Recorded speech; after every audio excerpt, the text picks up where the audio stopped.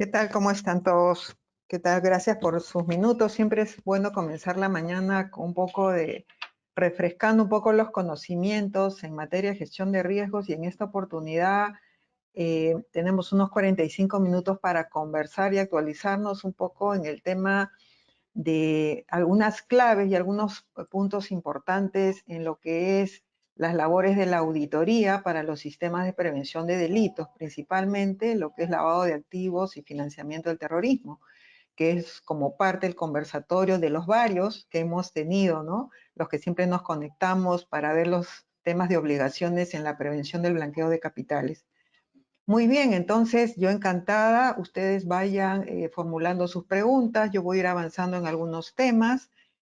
Voy a apagar la cámara un poco y la vuelvo a prender luego, y más bien muchas gracias por conectarse ahora. Estamos ya casi en 150 personas, importante, de varios países. Yo siempre trato de presentar el enfoque de mis conversatorios de una manera aplicada, lo que vivo en el día a día como parte de las asistencias técnicas a diferentes tipos de empresas del sector financiero y no financiero, que siempre estamos en un proceso de retos, de aprendizaje, de encontrar cosas nuevas, y que esas cosas nuevas podamos nosotros compartirlos en este tipo de eventos para que ustedes sepan lo que pueden encontrarse, qué acciones pueden tomar, el campo de acción que tienen que seguir en ciertas circunstancias y cómo irse preparando y perfilando lo que se espera de un auditor orientado, ¿no?, a lo que es la gestión de riesgos de delitos principalmente. Muy bien, entonces sigamos por acá. Ya yo tengo acá la presentación que estoy compartiendo. Siempre me gusta partir con esta diapositiva, ¿no? Ya los que me conocen, me siguen, han sido mis alumnos, colegas míos, saben que me gusta partir de un orden, ¿no? El orden del enfoque de cómo está el posicionamiento del auditor frente a un marco de referencia de la gestión integral del riesgo en cualquier país del mundo. Porque partimos de normas y estándares internacionales, normas que son muy comunes en nuestros países de Latinoamérica y también de Europa, lo que he podido yo revisar e intercambiar información también con colegas de aquellos países. Entonces, siempre la preocupación es el alcance de nuestra auditoría cuando vamos por el lado de la inspectoría, como inspectores, ¿no? A partir de una superintendencia de banca, mercado de valores, las mismas unidades de inteligencia financiera tienen su rol de supervisor. Pero también tenemos las auditorías externas y tenemos las auditorías internas propiamente, y en algunos países también le exigen al oficial de cumplimiento que haga un rol de revisor, un rol de evaluador, o así un auditor. Entonces, en este mundo nosotros tenemos pues que plantear cuál es el alcance normativo para establecer nuestros procedimientos. Y las primeras situaciones que nos venimos encontrando y que ya venimos desarrollando estos últimos años es qué normas se ha sometido la institución a la cual vamos a auditar. Porque una cosa son las normas de carácter de imposición legal por país, y otras son las normas que por buenas prácticas y de una manera de autorregulación la empresa ha optado y se somete a una regulación adicional a la que ya se requiere en estricto de sus leyes y de normas nacionales por cada país. Entonces, cuando nosotros vamos a plantear el procedimiento, tenemos que establecer qué vamos a ir a mirar, ¿no es cierto? Las normas en el estricto de cumplimiento normativo, y también aquellas normas que tienen que ver con la autorregulación de la empresa y qué tan profundo vamos a hacer.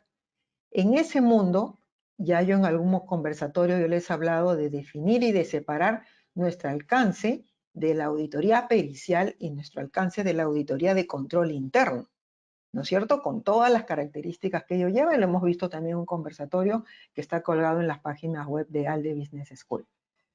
Entonces, cuando nosotros vamos a ir a hacer, lo que tenemos que tener claro como auditores es las definiciones de los riesgos, el cual vamos a hacer materia de auditoría. Para tener claro, muchas veces que he visto, ¿no?, con directorios, me dicen: Rosa, se necesita hacer una auditoría en materia de compliance. ¿Qué es compliance para ti y cómo nosotros estamos enfocando el tema de compliance? Porque una cosa, y partiendo del lado izquierdo a la derecha, es la gestión del riesgo legal, y otra cosa es la gestión del riesgo del cumplimiento normativo en estricto, que ahora tenemos unas ISOs que nos están dando algunas directrices para hacer mejor las cosas. Y otra cosa es el riesgo de los delitos de soborno, de corrupción, de cohecho, definido en algunos países, que también tienen algunas ISOs y algunas normas nacionales, internacionales y buenas prácticas. Y también la gestión del delito propiamente, de los riesgos de lavado de activos y financiamiento del terrorismo, que también tienen sus normas nacionales, tienen estándares internacionales, recomendaciones por el mismo Grupo de Acción Financiera Internacional y también aquellas que generan las mismas unidades de inteligencia financiera de cada país. Entonces, hasta ese momento, ya tú tienes a un directorio preguntando, bueno, yo estaba pensando en riesgo de lavado, pero creía que era riesgo de cumplimiento. Y viceversa. Lo que quiero es una auditoría a la gestión del cumplimiento normativo. No quiero ver todavía los riesgos de lavado y de financiamiento del terrorismo. Miren, entonces si nosotros vamos a establecer en el hoy, con las exigencias de los modelos de prevención de delitos ya instaurados en muchas empresas de cada país, entonces tenemos que tener claro cuál es el alcance de la auditoría. Estamos hablando en los mismos términos con las empresas, por supuesto con las gerencias generales con las cuales estamos determinando el alcance de la auditoría. ¿Y a qué normativa nos vamos a ceñir también para determinar el alcance de esta auditoría? Muy bien. En ese mundo, el auditor en el hoy tiene mayor experiencia en la gestión de riesgos operacionales, fraude interno, ¿no? Esos riesgos estratégicos utilizando modelos como COSO, por ejemplo. Tenemos auditores que tienen mucha más experiencia en la gestión de riesgos laborales, seguridad en el trabajo, ¿no?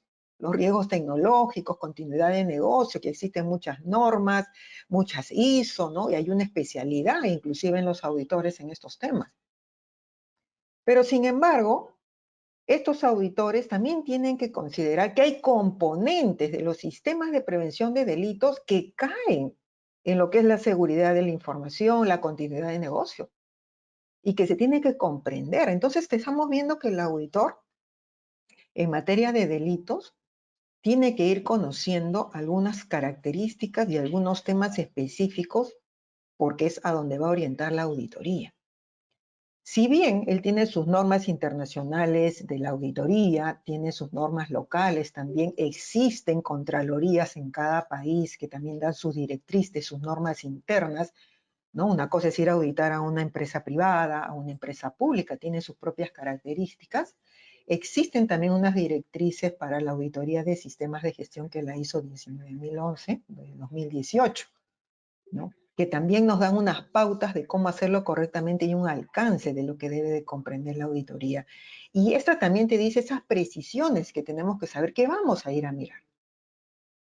En el tema de riesgos financieros, mercado, liquidez, riesgos crediticios, hay mucha más experiencia. El auditor nace como experto en los riesgos financieros. Por eso se forma COSO, nace con una conjunción de escuelas de auditores en Estados Unidos, ¿no? El Instituto de Auditores se forma con las escuelas de contaduría de ese país. Entonces, el mayor auge y la mayor expertise está pues en la búsqueda de los delitos financieros, del fraude financiero principalmente. Entonces, tenemos un bagaje importante de auditores que dominan estos temas, pero que ahora tienen que también mirar los otros porque son requeridos. Es el perfil del auditor que se está formando estos últimos años. Y eso no acaba ahí, porque también hay instituciones que ya vienen implementando la gestión de riesgos de medios ambientales, del impacto ambiental, y el auditor que tiene que haber ahí esos modelos, esas metodologías, esa gestión, tiene que también conocer sobre ello. Entonces también tiene que prepararse. Y por supuesto los sistemas de gestión de calidad, ¿no? Que también tienen muchas empresas que son principalmente en el sector de infraestructura, en el sector de manufacturas, ¿no? Pero que también tienen mucha experiencia y requieren auditores también con esa especialidad. Entonces, en el mundo de la GIR, tú te encuentras con empresas, corporaciones del sector financiero, no financiero, medianas empresas, inclusive ya hoy pequeñas empresas, que están incorporando modelos de gestión de riesgo que puedan satisfacer todas estas necesidades. Claro, no tendrán un especialista por cada tema, pero sí están abarcando todos los temas para de manera ordenada autorregularse o cumplir con una normativa. ¿Y qué están pidiendo ahora? que sus auditores conozcan estos temas. Por lo menos tengan criterios, bases sólidas para poder auditar. Y entonces nos encontramos nosotros en una posición donde, correcto, lo podemos hacer, sí, estamos en la capacidad, sí, pero oye, ¿cuál es el alcance de la auditoría? ¿Qué voy a ir a mirar? Porque eso dependerá de mis recursos, el tamaño de la empresa, el equipo que voy a llevar. Si voy a ir a ver los riesgos de lavado, de financiamiento, el tema de corrupción, soborno, tengo que determinar, ¿voy a ir a hacer una auditoría de cumplimiento o voy a hacer una auditoría de más, ¿no? Pericial. Entonces tendré que incluir en mi equipo a un experto perito para que me pueda ir a ver si se ha cometido algún dolo dentro de la empresa. Entonces, eso ya se está manejando en el hoy. Entonces, son equipos multidisciplinarios y se acabó esa etapa tradicional del control interno clásico y típico de la auditoría. Porque ahora subimos a trabajarlo bajo un enfoque basado en riesgo con aspectos detectivos, con aspectos periciales y además el tradicional de control interno, que es lo que ya todos conocemos. Muy bien. Entonces, ¿por qué me gusta resaltar esto? Porque en el marco de la gestión integral del riesgo ya hay demanda de los auditores para que puedan satisfacer esas necesidades. Y eso nos lleva pues a algunos retos, ¿no? Tenemos que resolver algunas cosas, ¿no?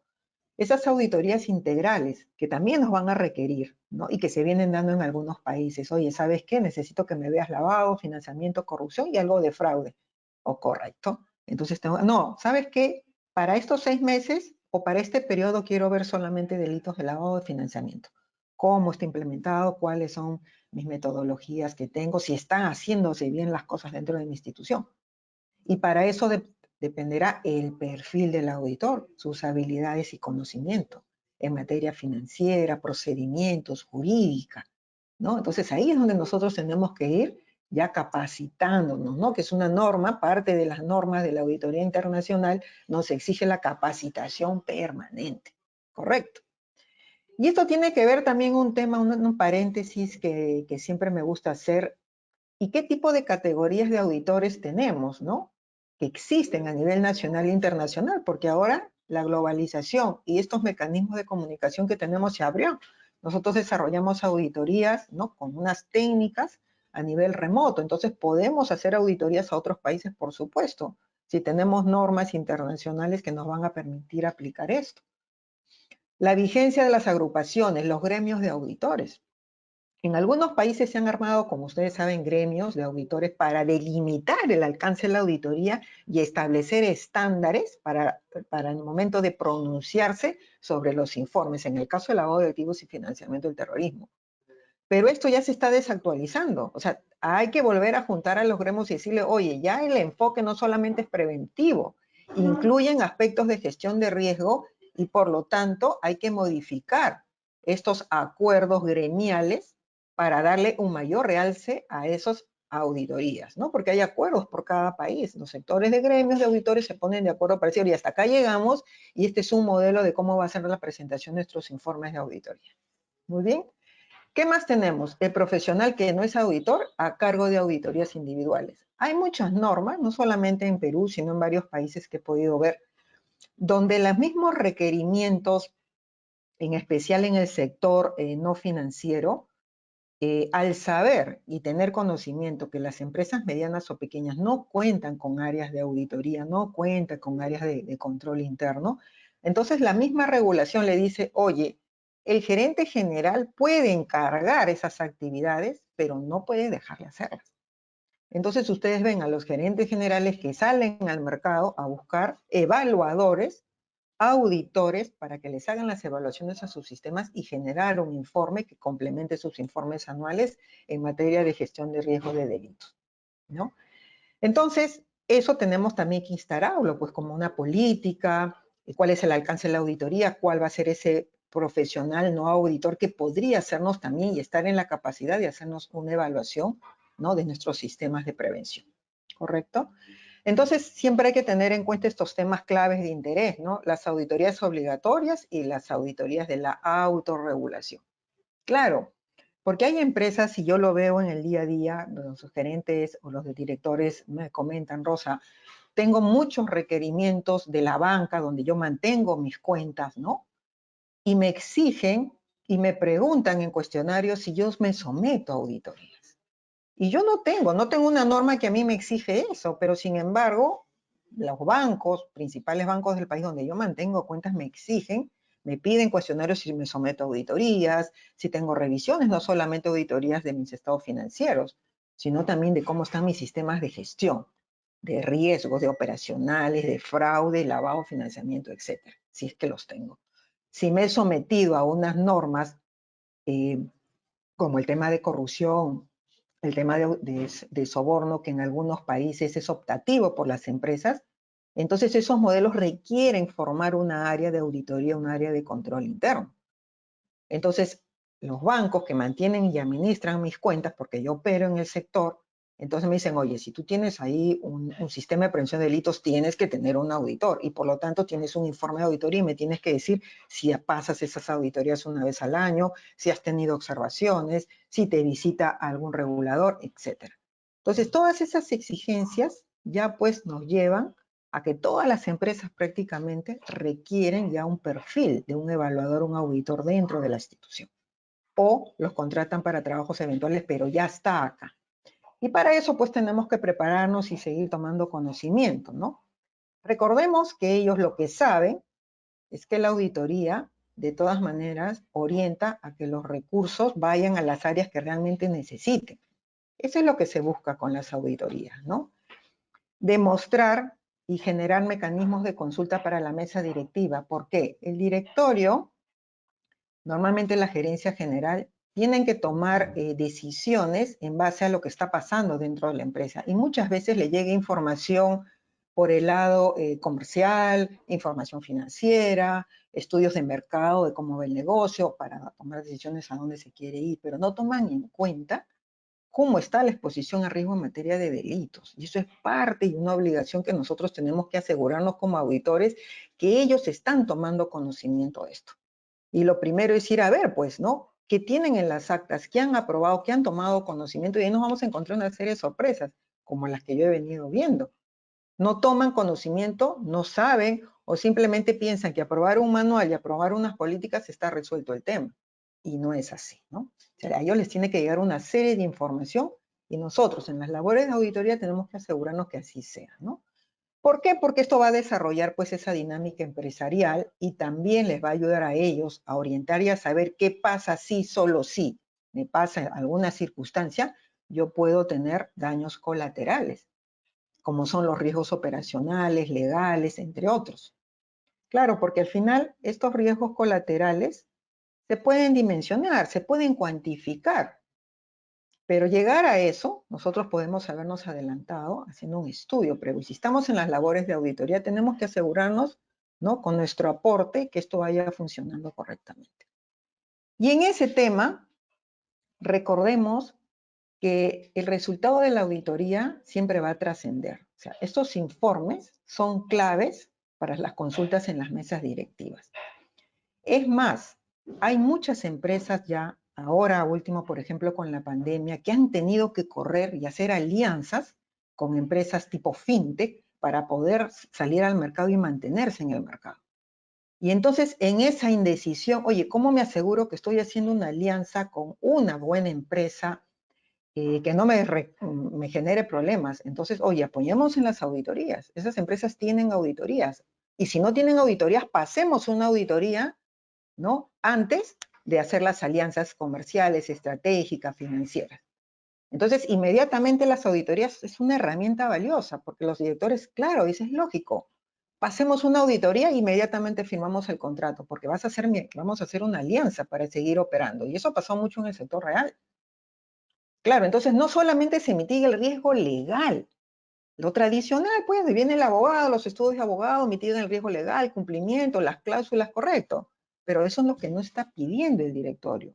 El directorio dice, yo quiero que vayas a ir a mirar también que no haya riesgos de otra índole, lavado, financiamiento, corrupción. Entonces vamos con una auditoría para asegurarnos que todo esté funcionando y poder firmar correctamente esos contratos que mitigan el riesgo legal, que esa es otra cosa. Bien, entonces en esa parte recordemos pues que la auditoría definitivamente viene siendo una profesión bastante regulada.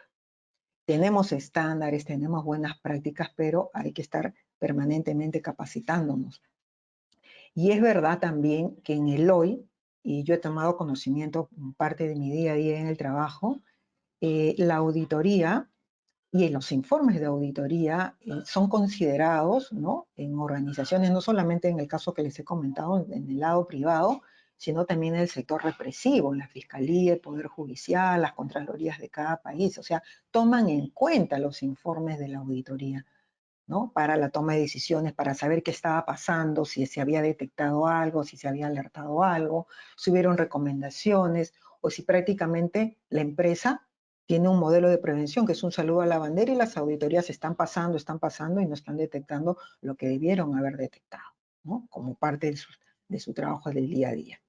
Entonces, este es un momento clave, porque miren si sus informes mañana más tarde son tomados en cuenta en un proceso penal, que es así y que va a ser así, que va a tomar mayor relevancia, porque eso ya les he comentado que esto va tomando mayor fuerza, ¿no? Y en esos informes tendremos que establecer pues las herramientas, el procedimiento y las normas que nosotros estábamos basándonos el alcance de la auditoría. Y acá tendremos que hilar fino. Lo que yo les comentaba al inicio, ¿fue una auditoría de control interno o fue una auditoría pericial? ¿Fue una auditoría para certificar un modelo o fue una auditoría para ver una gestión específica?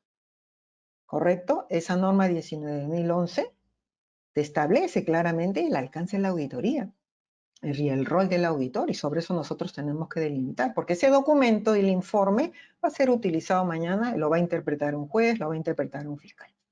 ¿Ya? Por eso es importante tener claro, con casos que hemos visto a nivel internacional sobre la desidia, por decirlo de una manera, de una mala auditoría, ¿no? Muy bien. Entonces, dicho esto, ¿qué tenemos? Acá tenemos dos momentos. Primer momento, nosotros como auditores, ¿dónde estamos ubicados? En un modelo de gestión de riesgos de delitos de lavado de activos y financiamiento del terrorismo. ¿Dónde estamos ubicados? Y dos, saber que la empresa tiene instaurada un modelo de gestión de riesgos y que esto nos va a ayudar a saber por dónde voy a ir con la auditoría.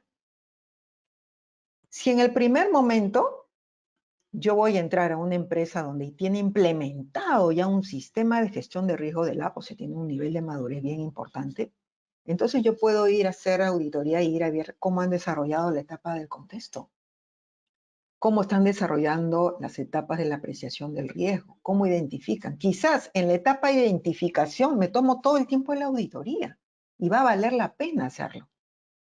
No hacerlo de manera ligera, porque en modelos de prevención de delitos no podemos ver generalidad. Tenemos que ser específicos. Entonces, esto tendremos que plantearlo en el alcance de nuestros procedimientos. Por el tiempo y los recursos, en esta oportunidad mi auditoría va a comprender la etapa de identificación del riesgo para determinar cómo lo estás haciendo, ¿no? Si lo estás haciendo bien, si describes, haces la búsqueda del riesgo de acuerdo a las herramientas que te ha dado tu normativa a la que tú te has sometido. Y con esto se me acaba la auditoría en 3, 4 meses. O a lo mejor la empresa dice, no, ¿sabes qué? Yo quiero que me hagas completo, que entonces tú traes más recursos. ¿Bien? Entonces, ese es por un lado. Segundo, si nosotros, nuestro enfoque, estamos dentro de la empresa como auditores internos, nosotros estamos ubicados en la parte de seguimiento y revisión y órganos de control, el lado derecho. Ahí estamos ubicados. Y lo primero que nosotros tenemos que es determinar que en el desarrollo del marco metodológico empresarial, nosotros tenemos que saber que ahí, como órganos de control, tenemos responsabilidades. ¿Ya? Tenemos responsabilidades y que tienen que estar escritas en algún documento. Porque no es posible que tengamos auditores internos donde no comprendan en sus planes de trabajo las labores de revisar los sistemas de gestión de riesgos de delito. Yo implemento un modelo de gestión de riesgos de delito, se suma responsabilidades para el auditor. ¿Correcto? Y si yo sumo lavado de activos, sumo financiamiento de terrorismo, ahora implemento modelos antisoborno, modelos anticorrupción, entonces va sumando más trabajo pues para el auditor y lo tiene que mapear en su plan. No puede haber la instauración de un modelo de prevención de delitos donde no aparezca la figura de un órgano de control. Y en ese órgano de control hay varios ahí haciendo cosas. Muy bien, entonces, punto de partida que todo auditor debe conocer. Si quiere ir a implementar, a revisar, a auditar modelos de prevención de delitos, tiene que conocer que todo parte de una metodología. Cualquiera que haya adoptado la empresa es válida, porque cada país tiene su propia regulación. Pero también hay países que le han dejado esa potestad a las empresas de decidir qué metodología utilizar, lo cual a mí me parece bien. Cualquiera que fuera tiene que tener una razonabilidad. Ustedes tienen que encontrar que hay unas acciones previas, un establecimiento del contexto, tienen que haber unas etapas para entender, analizar, evaluar los riesgos. ¿Y en qué acaba esto? ¿No? En tratamiento del riesgo. ¿Cuál es el tratamiento de los riesgos? Modificar, pues mejorar, ¿no? Políticas, procedimientos, la infraestructura tecnológica, los documentos. Errores que cometía la auditoría tradicional. Entran a hacer una evaluación de un sistema de gestión de riesgo y de frente se van a la etapa de tratamiento sin saberlo. ¿Cómo pasa a analizar y a validar la eficiencia y la eficacia de los controles si ni siquiera has analizado o entendido qué se ha hecho en las etapas previas? ¿Qué se ha hecho en las etapas previas? ¿Lo han hecho bien? ¿Cuáles han sido los criterios? El oficial de cumplimiento, el encargado de prevención de delitos, el llamado gestor de riesgos, ¿estaba en la capacidad, en el perfil de entender, de haber hecho bien ese análisis, por lo cual está implementando controles que puedan modificar los riesgos de manera idónea? Y nos damos cuenta que no, que seguramente esa apreciación del riesgo está mal hecha o le falta argumentos o está copiada. Y lo que está implementado como parte del tratamiento del riesgo está copiado de empresas similares. Entonces no ha habido un diagnóstico idóneo. La empresa hasta ese momento entonces no sabe cuáles son sus amenazas y por lo tanto podría estar siendo utilizada para el lavado de activos. Y esa es la razón que nosotros tenemos que detectar, identificar, comunicar, recomendar oportunidades de mejora. ¿Correcto? Entonces, por eso es importante que el auditor conozcan estos temas, ¿no? Para ver qué es lo que voy a ver y cuáles las implicancias. Porque si yo veo procedimientos y controles sin saber la evaluación previa, ¿qué es lo que está pasando en el día a día? Que algunos auditores cometen el error, ¿no? Porque acá estamos en un conversatorio y por eso es importante estar en el día a día en estos temas, van por la revisión del control interno y le exigen a la empresa, le ponen como observación que implemente controles, ¿no? Que ellos creen o lo han visto en otras empresas auditadas y que creen que pueda funcionar sin tomar en cuenta la exposición a riesgos de la empresa. Porque si leyeran y tuvieran acceso al informe de perfil de riesgo de la empresa, se darían cuenta que la empresa es de bajo riesgo o mediano riesgo y que los controles que han implementado son suficientes para mitigar los riesgos. Y que incorporar otro control descuadra, no tiene una base, un criterio lógico. Le estás imponiendo un control a la empresa, a la gestión, cuando ese control no tiene un análisis previo. Los controles no se imponen. Los controles nacen a partir de una evaluación y una apreciación del riesgo previo. Esa es la mecánica. Entonces son cosas que tenemos que ir corrigiendo como auditores. Igual, ¿no? Para ir a mirar las políticas, los procedimientos, yo no puedo copiar políticas de una empresa similar a la mía. Yo tengo que haberlas definido en función a la apreciación del riesgo. Y cuando voy a auditar, tengo que considerar eso. ¿Ya? Entonces eso tenemos que tenerlo bien claro. Muy bien, entonces ya el auditor conociendo entonces las etapas, cuáles son las etapas, el registro de presentación de informes, cómo se está manejando la comunicación, consulta, divulgación, capacitación, por ejemplo. El hecho de auditar solamente la etapa de comunicación y consulta se te pueden ir 3 meses, 4 meses, dependiendo del tamaño de la empresa, por supuesto. Porque acá no solamente es ir a ver que el programa de capacitación, que si tiene el cronograma, ¿no? Que si se cumplieron el nivel de porcentaje de la gente que asiste a la capacitación y qué pasó con los que no asisten. No, acá tenemos que ver la calidad, ¿no? De la información que se ha comunicado a los colaboradores. Y si esta información encuadra en sus responsabilidades, en sus funciones que él tiene como parte de un sistema de gestión de riesgo. Y ahí te das con la sorpresa que estás capacitando a colaboradores con unas capacitaciones generales, ¿no? cuando algunos de ellos necesitaban algunas capacitaciones más específicas por el rol que tienen, por la ejecución de una serie de controles que ellos tienen que desarrollar y que se tienen que capacitar de manera muy específica, con talleres, con trabajos, con casuística, con casos, ¿no? Acá tenemos que ir a mirar, ¿no?, lo que son la parte de la cultura de prevención de delito, ¿no? Entrevista, desarrollar entrevistas a cualquier colaborador por muestreo, para ver si tiene la cultura de prevención de delitos, si sabe qué es la gestión de riesgos, si sabe qué es el lavado de activos, el financiamiento del terrorismo, ¿no? Porque muchas veces lo tradicional es que nos vamos a ver los exámenes. Claro, los exámenes nos aseguran de que ha participado en un evento puntual, pero la cultura no va por ahí. Entonces, cuando nosotros empezamos a mejorar las labores de auditoría en este campo, claro, nos va a tomar mayor tiempo hacer esas validaciones, ¿no? Pero nos asegura que a donde haya mejor cultura va a funcionar estos sistemas. Porque muy bonito la metodología, muy bonitas las certificaciones del oficial de cumplimiento, el gestor de riesgos, muy bonitos los documentos, los manuales y las asesorías y etcétera, pero para que esto funcione son todos los colaboradores y tú haces 3 entrevistas y nadie conoce, nadie sabe qué es lo que tiene que hacer.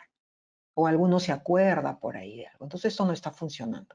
Y la manera para que funcione esto es que se conozca, y eso es que se le llama la cultura de prevención del delito dentro de la empresa. Entonces, si estamos entrando a la auditoría, por lo menos vamos a sensibilizar, vamos a ver la eficiencia y la eficacia de esos controles, qué se está haciendo en esa etapa, y presentar las oportunidades de mejora y las recomendaciones, porque ese es el aporte del auditor en materia de prevención de delitos. Entonces, así más o menos nosotros tenemos que ir enfocando nuestras auditorías. Muy bien, entonces, ¿qué seguimos?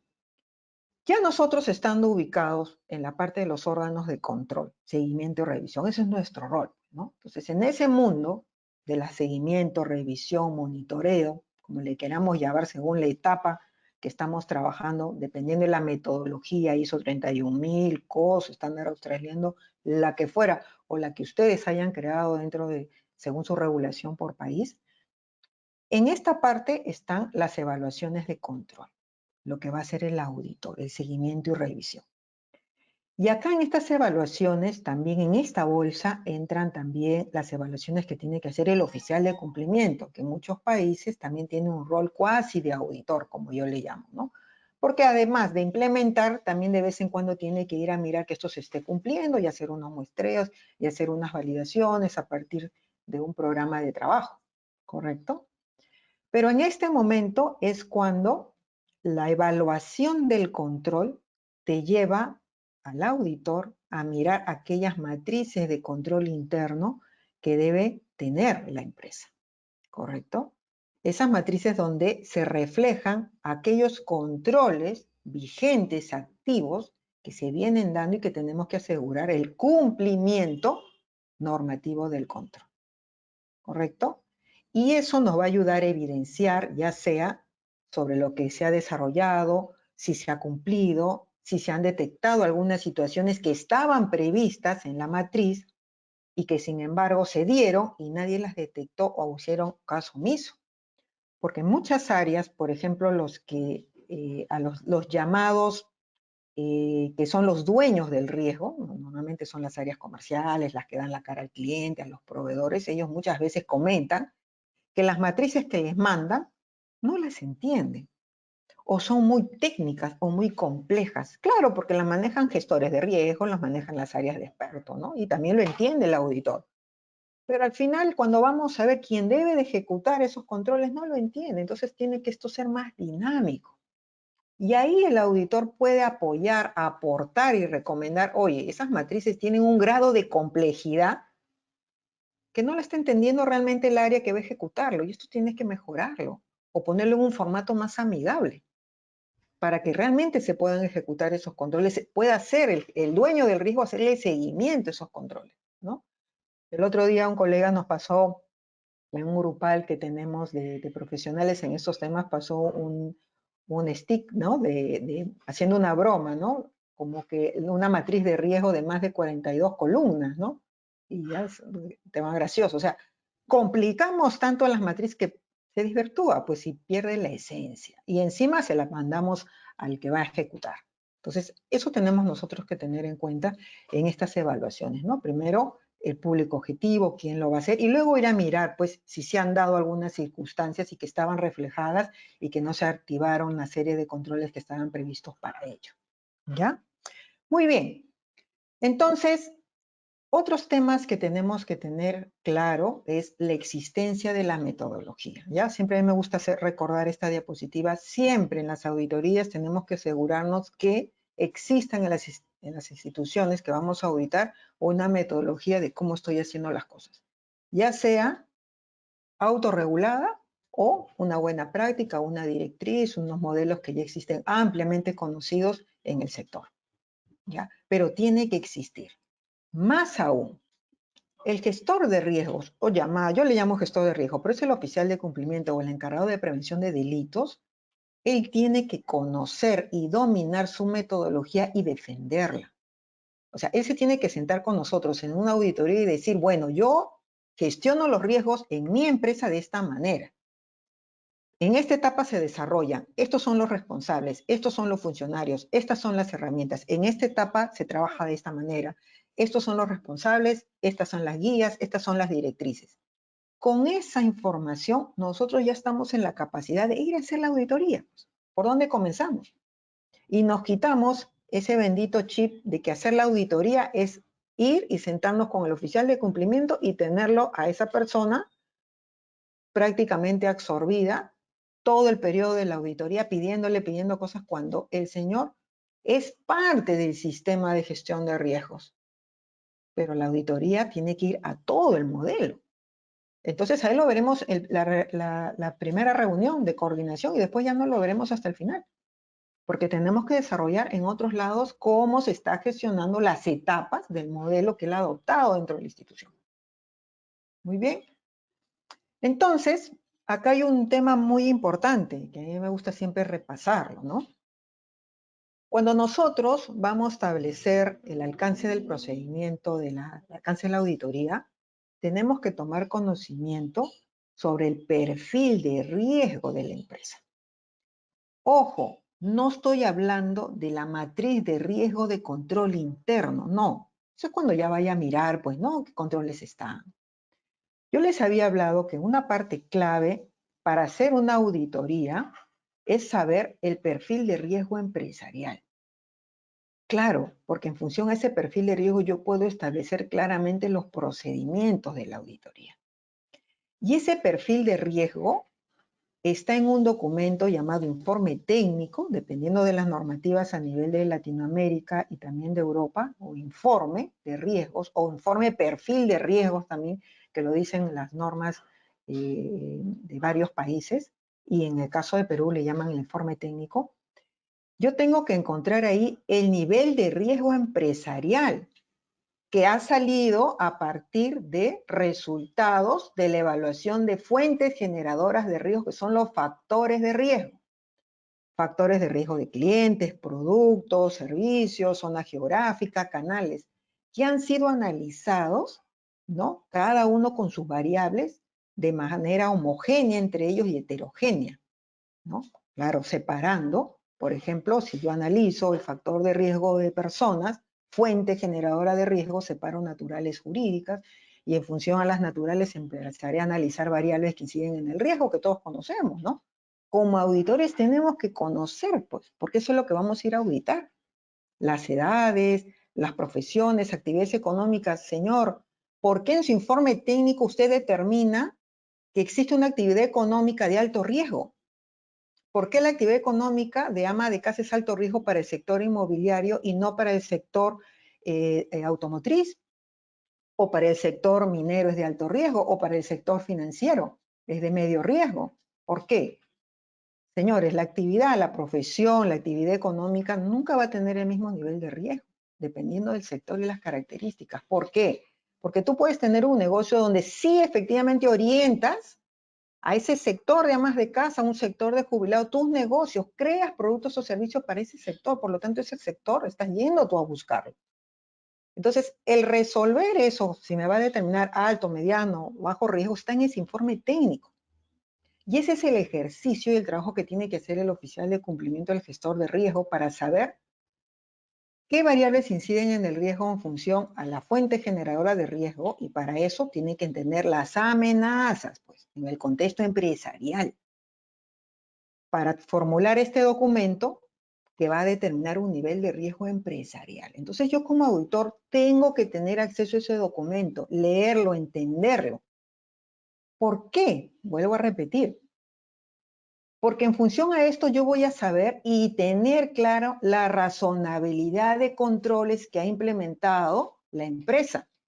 Porque si son duros, quiere decir que este informe dice que son riesgo alto, o que tienen algunas fuentes generadoras o algunos productos de altísimo riesgo. Ah, ahora entiendo por qué sus controles son altos. Ah, entonces voy a orientar la auditoría por ahí. Tengo que ir a mirar la auditoría por ese lado para determinar pues si estos controles están cumpliendo, son idóneos, porque el informe técnico me está diciendo que es así. Entonces, esa es la importancia de este tema de documentos. Y estos documentos también te ayudan a construir herramientas como el perfilamiento del riesgo del cliente, el cálculo de score, que le llaman, ¿no? Donde perfilas al cliente en función a datos que él entrega, ¿no? Más la transaccionalidad, y nosotros hacemos un promedio, un cálculo matemático y determinamos el nivel de riesgo de la persona. Pero para llegar a eso, yo tengo que saber que una actividad económica que él me trae ya me representa alto riesgo porque ya yo lo analicé. Entonces, si yo construyo una herramienta sin haber hecho esto, entonces ese sistema no está funcionando. Y yo como auditor tengo que detectarlo. Oye, ¿cómo has construido controles, herramientas si no has hecho un diagnóstico previo? ¿Cómo has comprado un software, ¿no? Que te venden un software base, ¿no? ¿Y cómo lo has parametrizado? ¿En función a qué? Si no has hecho el diagnóstico previo. Entonces ahí entramos, pues, los auditores a hacer las observaciones, a hacer las revisiones, ¿no? Decirle, oye, tú has colocado un nivel de riesgo y ¿dónde está el sustento? No, que me parece, que lo vi en una conferencia, que lo copié del gremio. No. Tus características, la misma norma lo dice, tienes tus propias características y tus propias amenazas. En función al riesgo tú tienes que determinarlo. ¿Y dónde está ese documento? Entonces, primeras conclusiones, nosotros tenemos que tener acceso a ese documento. Todos los modelos de prevención de delito existen y esos documentos a nosotros nos van a orientar claramente en la auditoría para ir a mirar. Ojo, también nosotros estamos en la capacidad de observar este documento, ¿ah? Porque este documento podría terminar en un riesgo bajo empresarial y ustedes, en función al conocimiento que han tenido, y pueden pedir información estadística como es parte de las técnicas de la auditoría, y determinar que hay unas variables que sí representan riesgo y que sin embargo en este documento está con bajo riesgo y puede haber sido un error de desconocimiento del oficial de cumplimiento, del gestor de riesgo, de no interpretar claramente y le está llevando a un error.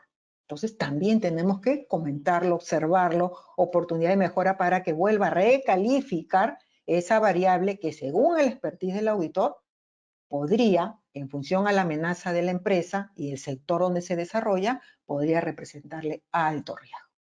Bien, entonces en este mundo dependerá del tamaño de la empresa aplicar técnicas de segmentación, volumetría, ¿no? Minería de datos, como lo vienen haciendo las contralorías en el caso de Perú y en otras contralorías de otros países. He visto que aplican ya la minería de datos para determinar alcance, para mapear y orientar claramente las auditorías. Claro, pues cuando estamos hablando de millones de operaciones y de clientes. Entonces, dependiendo de la empresa, el auditor también tiene que formarse en ese aspecto, conocer algunos conceptos básicos para orientar claramente la auditoría. Un tema que también es muy relevante en los sistemas de gestión de riesgos de delitos de lavado y financiamiento, considerando lo que acabo de comentarles de lo que es las técnicas de segmentación. Esto es un tema muy importante porque esas técnicas de segmentación tenemos que nosotros, cuando vayamos a hacer las auditorías, saber cuál es el propósito. Pues. ¿Para qué segmento? ¿Cuál es la utilidad de mi informe de segmentación? ¿Cuántos segmentos tengo y para qué me sirve? Y en función a ese objetivo, ¿lo está utilizando la empresa? ¿Lo han aplicado bien? ¿En qué lo tienen? ¿De manera manual? ¿En un software? ¿Es coherente? Entonces, si nosotros queremos llegar a eso, porque esa es la ayuda del auditor, por lo menos tenemos que tener unos conceptos clave de lo que es la segmentación, para qué sirve, cuál es el propósito, ¿no? que lo hemos visto también en una conferencia, en un conversatorio de este tipo, y que está colgado también en la biblioteca de ALDE. Y que en algún momento también lo vamos a volver a repasar de manera más profunda, lo que son exactamente las técnicas de segmentación aplicado a lo que es el enfoque basado en riesgo de lavado de financiamiento del terrorismo. Entonces el auditor, si se dan cuenta, ya tiene un perfil, pues, ¿no? Legal, técnico, matemático, estadístico, operativo, ¿no? Y su rol profesional propiamente, ¿no? La contaduría en algunos casos, ¿no? Ingeniería en otros. Entonces, a eso estamos ya nosotros prácticamente apuntando. Pero hay cierta información, como yo les repito, que tenemos que conocer para enfocar claramente. Dicho esto, ya tenemos el informe técnico, entonces ya sabemos la razonabilidad y la exposición al riesgo de la empresa, ya vimos que han aplicado técnicas de segmentación y son razonables, han establecido rangos.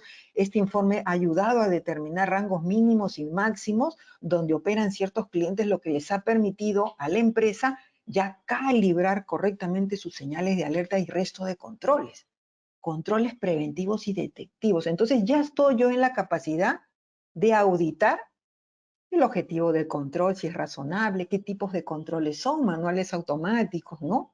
Si les están haciendo seguimiento, ¿no? Si el oficial también hace parte del seguimiento, si los dueños del riesgo están haciendo seguimiento de esos controles, ¿no?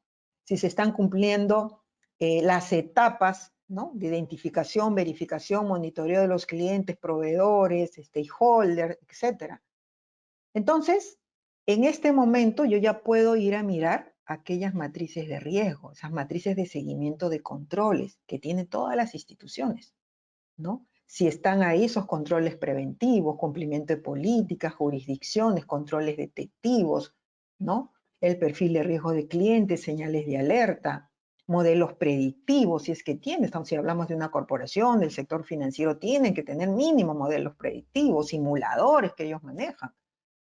Entonces, acá ya cae nuestra matriz de riesgo de seguimiento de controles, la matriz del autocontrol que le llamamos, ¿correcto? Entonces, por eso yo quería mostrarles que este informe técnico, que son matrices de riesgo del AF, es diferente a la matriz de riesgo de autocontrol. Son cosas diferentes y que deben contar las empresas las dos, y que nosotros como auditores tenemos que ir a mirar y tener acceso a este tipo de documentos, ¿correcto? Esos son los puntos claves que en la auditoría bajo un enfoque basado en riesgo se tiene que tener en cuenta. El alcance de la auditoría, a dónde vamos, tomar conocimiento del informe técnico, establecer el campo de acción y luego ir a mirar, en función a esa razonabilidad, ¿qué hay pues? ¿Qué controles hay? Si se están funcionando o no están funcionando correctamente. Muy bien, entonces ese es el objetivo, digamos, de estos temas en lo que son las claves para la auditoría. Componentes que yo tengo que considerar. Miren, cuando uno trabaja en los sistemas de prevención de delitos, de gestión de riesgo de delitos, lavado, financiamiento, corrupción, fraude, etc., hay componentes que sí o sí van a ser materia de escrutinio en un proceso fiscal futuro. No nos vamos a librar. De ser así, entonces nosotros estamos en la capacidad de poder entrar y mirar y auditar esos componentes. ¿Cómo se están haciendo las cosas con respecto al análisis y corrección de riesgos? ¿Correcto? Lo que es la autonomía de recursos, cómo se está manejando dentro de la institución, la evaluación de riesgos, cómo se está desarrollando, lo que es el compromiso y liderazgo de los órganos de control, ¿cómo evidencio? ¿Hay evidencia? ¿Cómo es el compromiso? ¿Solamente son actas? ¿Hay recomendaciones? ¿Hay seguimiento? ¿Participaciones? ¿Qué comprenden las capacitaciones para la alta dirección? ¿Cómo se desarrollan los procedimientos, las políticas? La formación y comunicaciones que lo hemos visto, ¿no? Si hay incentivos para los colaboradores para comunicar señales de alerta, actos de corrupción, cómo se tratan y si el oficial tiene técnicas periciales para manejar los informes, las señales de alerta, los informes de operaciones de riesgo, los reportes de operaciones sospechosas, los informes o las denuncias que se puedan hacer a Fiscalía por actos de corrupción. ¿Existen? ¿Hay niveles de calamiento, protección? La mejora continua para hacer las pruebas periódicas, qué criterios yo voy a tener, por ejemplo, para lo que es el muestreo, para hacer las revisiones. Claro, Al haber tomado conocimiento del informe técnico de riesgo, yo ya sé cuáles son las áreas vulnerables y ahí voy y oriento mi muestreo, ya no de manera general, se acabó esa parte, ¿no? Las fusiones y adquisiciones, ¿no? Si han habido las evaluaciones, si ha habido participación del oficial de cumplimiento, de una evaluación de riesgo, cuando se empiezan a dar estos, en este contexto, ¿no? Si la empresa hace alianzas, si hace gestión con terceros, si da soporte, si delega. Entonces, todo eso nosotros tenemos que mapear y ver y auditar y revisar, porque estos son elementos y componentes que sí o sí, repito, van a ser materia de escrutinio mañana más tarde en algún proceso fiscal o penal, ¿no? Cuando involucran a la empresa, pues, en materia de lavado de activos. Oye, en tu empresa, a partir de sus productos o servicios, se canalizó dinero mal habido. ¿Qué pasó? Entonces, acá tenemos que demostrar que hicimos las cosas que teníamos auditorías eficientes y eficaces.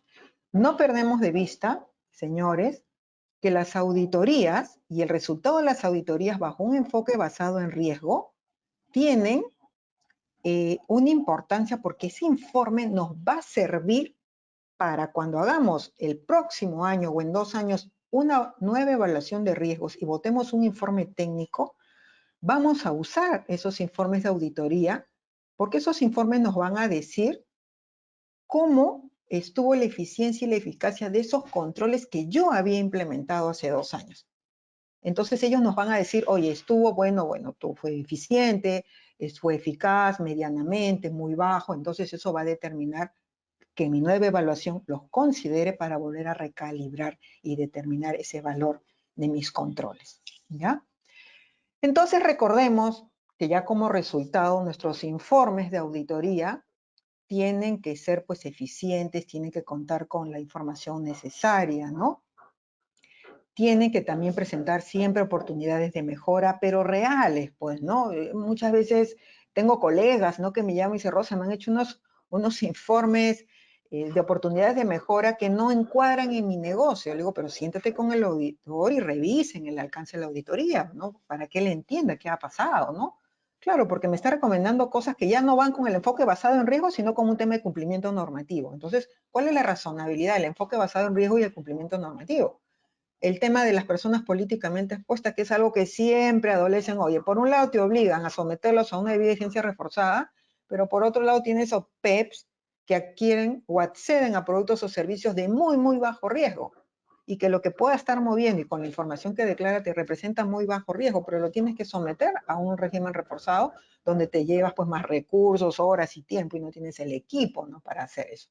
Entonces ahí tú tienes que calibrar. Y si existe la manera de poder cumplir, ¿no? Pero bajo el enfoque basado en riesgo.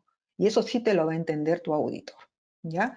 Recordemos siempre la eficacia y la eficiencia van de la mano. No podemos ya hacer auditoría solamente del nivel del cumplimiento operativo, que es la eficacia. 10 clientes, 10 controles, ¿los llenaron los 10? Sí, es la eficacia, ¿no? La eficiencia va por la calidad de información.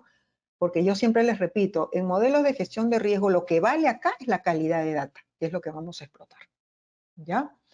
Recordemos que hay que asegurarnos que la alta dirección evidencie que han tomado conocimiento de los informes técnicos, de los indicadores de riesgo, del avance de la gestión. ¿Dónde están esas actas? ¿Cómo ellos toman conocimiento y cómo recomiendan? Eso hay que evidenciar. No puede quedar un saludo a la bandera o no deben enterarse. La alta dirección normalmente se entera a final de año o cada semestre. No, esto es permanente, ¿ya? Y otra cosa más, recordemos que nuestros documentos de la auditoría siempre están a disposición de los supervisores y órganos de control y en algún momento también de órganos de la represión, ¿no? Y que por lo tanto están sometidos a control de calidad. Ya las superintendencias de varios países levantan los informes de la auditoría y los comparan, pues. ¿Por qué? Porque una mala praxis, y entre auditores, como dicen, entre auditores no nos vamos a leer las manos como los gitanos, copian las auditorías y eso no está bien. ¿Dónde está el código de ética del auditor? Las auditorías no se pueden copiar. Las auditorías tienen sus propias particularidades. Puedes tener una técnica, un procedimiento correcto, pero lo que vamos a ir a mirar es totalmente diferente.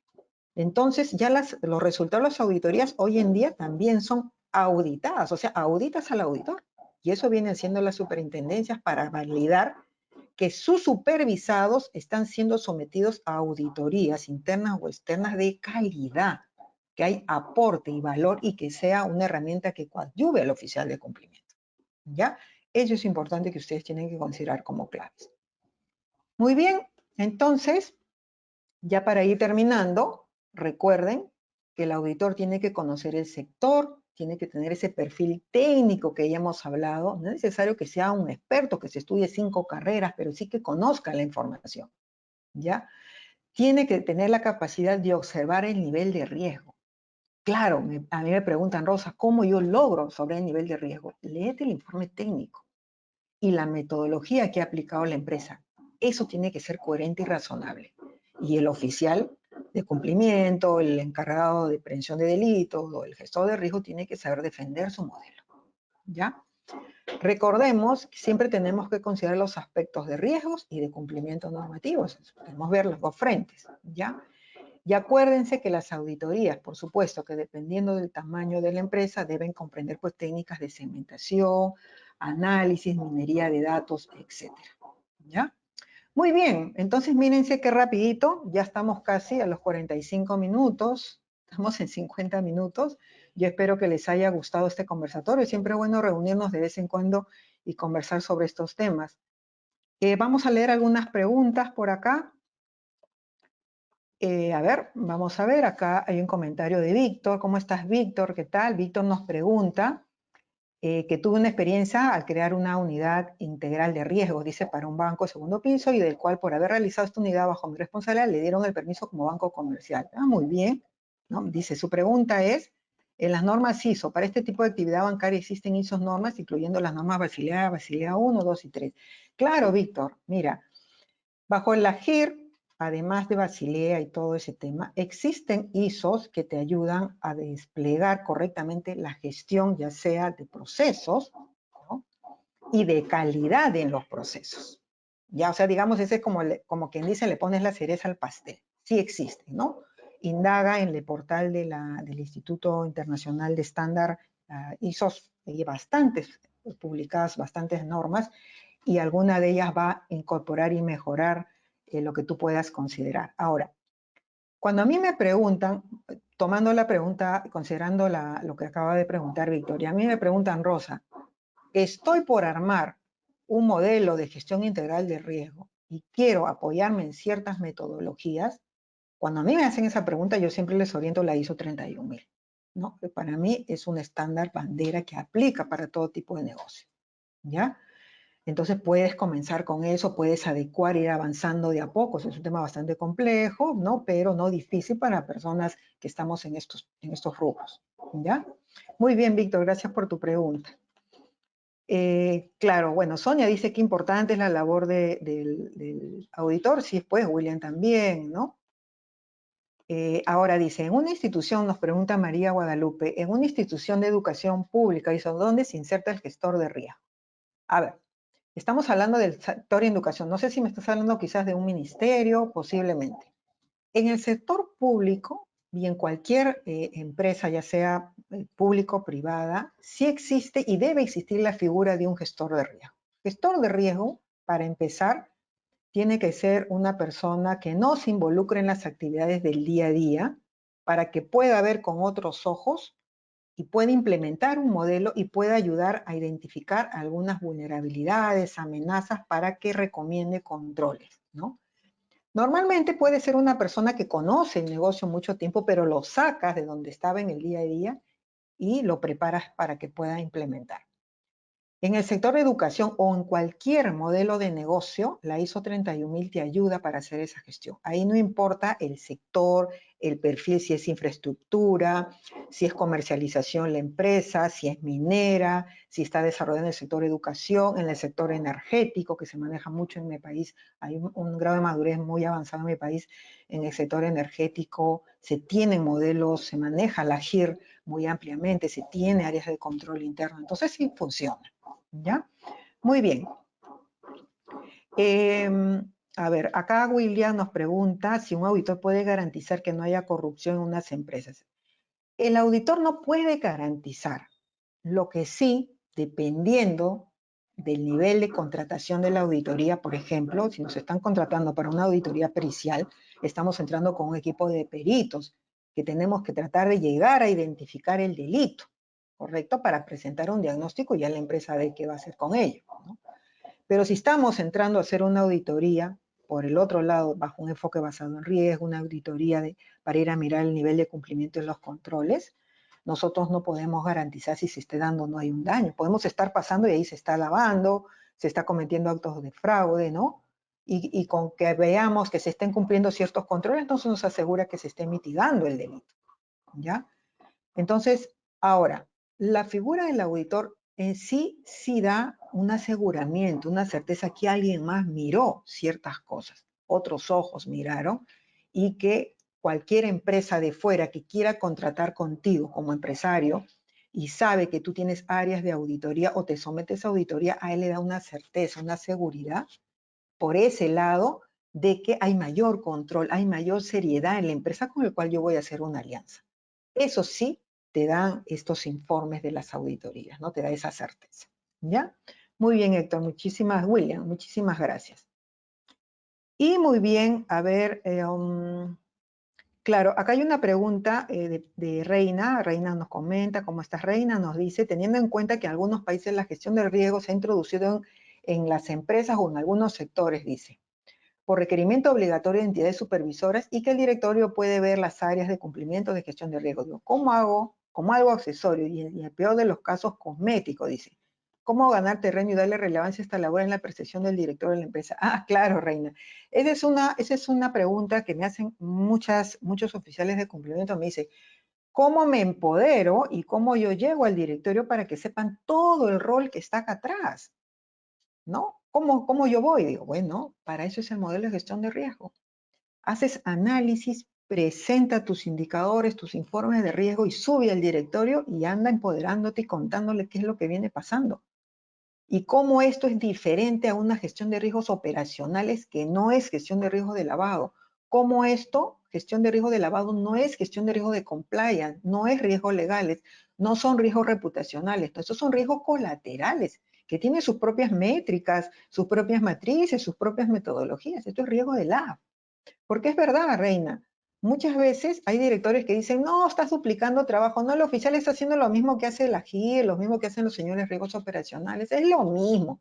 Están creando muchos puestos, las normas. No, no, no.